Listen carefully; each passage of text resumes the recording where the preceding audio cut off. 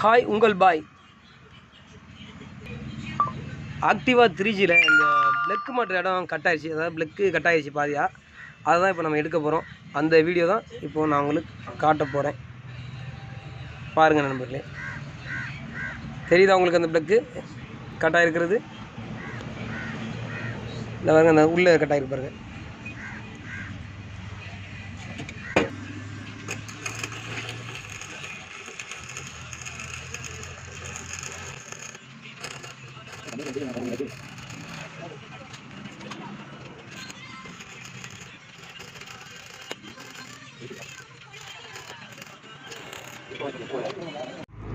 ப்ளக்கை இப்போ கழட்டியாச்சு, உடஞ்ச ப்ளக்கு. அந்த உடஞ்ச ப்ளக்கோட பகுதி தான் இந்த இருக்குது, தெரியுதா? இவ்வளோ நீளம் உடஞ்சிருந்துச்சு, அதை இப்போ நம்ம நல்லபடியாக கழட்டியாச்சு.